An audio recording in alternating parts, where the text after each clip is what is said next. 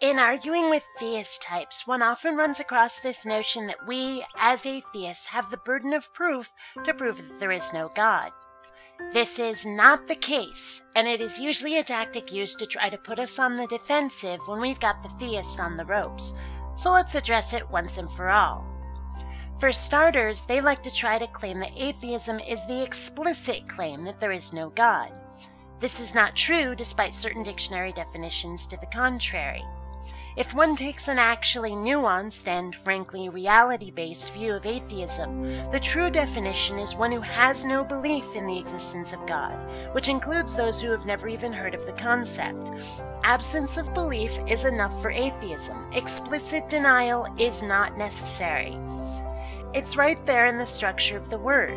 Atheism without theism. It's not anti-theism, it's atheism.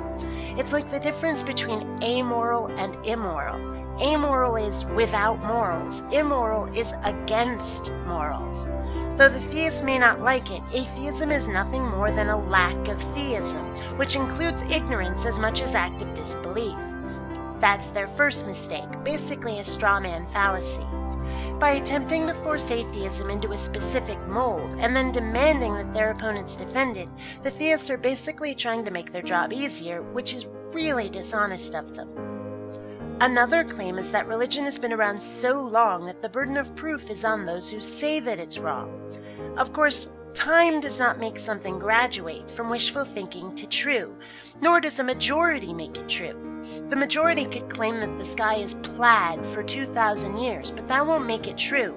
You still have to prove it in a way that can be demonstrated to others objectively, which is something that religion has never managed to do and has often claimed that it doesn't need to do.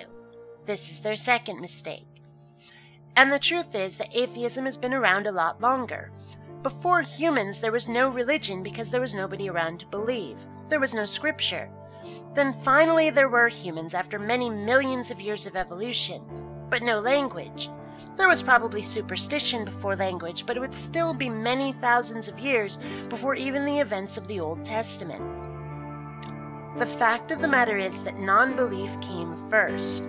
But even more than that, non-belief is the default position.